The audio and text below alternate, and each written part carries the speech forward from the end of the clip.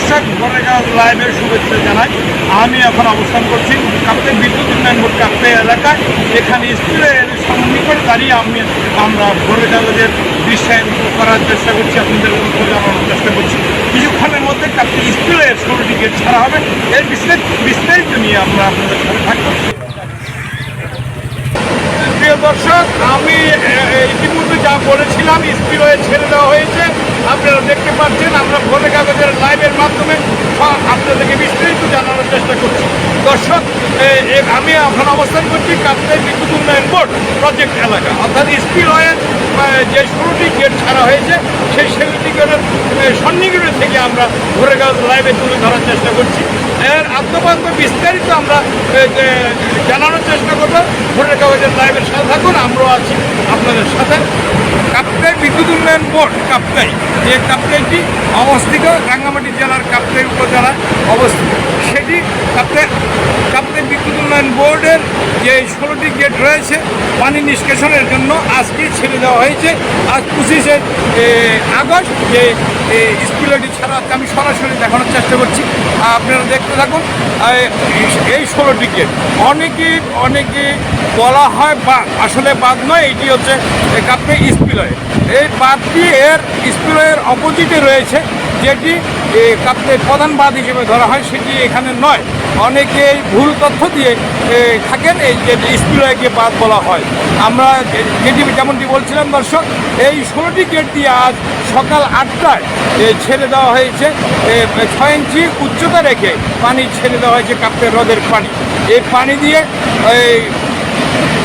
9000 cusec পানি পার সেকেন্ডে নিষ্কাশিত হচ্ছে। এর উপর প্রান্ত হচ্ছে কাপ্তাই হ্রদ, আর নিচের অংশটি হচ্ছে কর্ণফুলী নদীর সংযোগ পথ। এই কর্ণফুলী নদীতেই পানিগুলি ছাড়ানো হচ্ছে।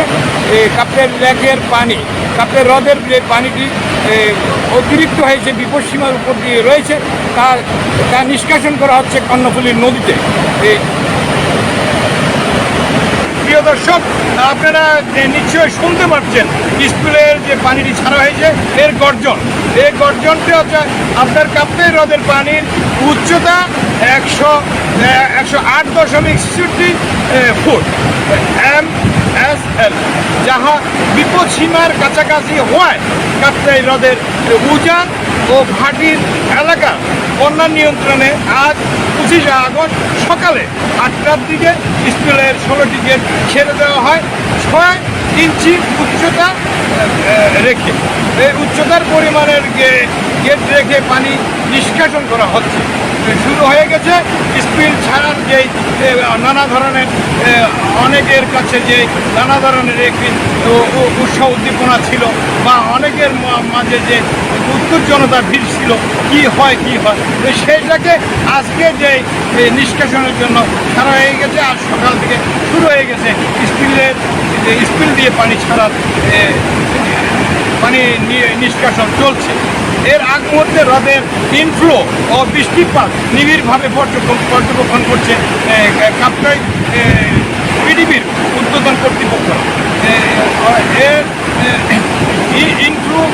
ইনফ্লো লেভেল অস্বাভাবিক বৃদ্ধির ফলে স্কুলের 16টি গেট ছেড়ে দেওয়া হয়েছে।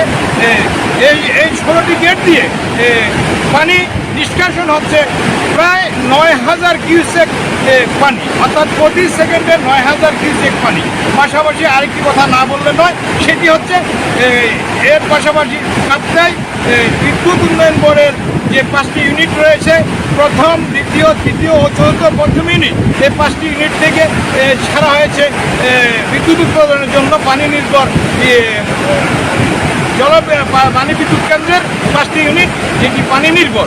এই 5টি ইউনিট হরদমে চলছে, বিদ্যুৎ উৎপাদন করা হচ্ছে।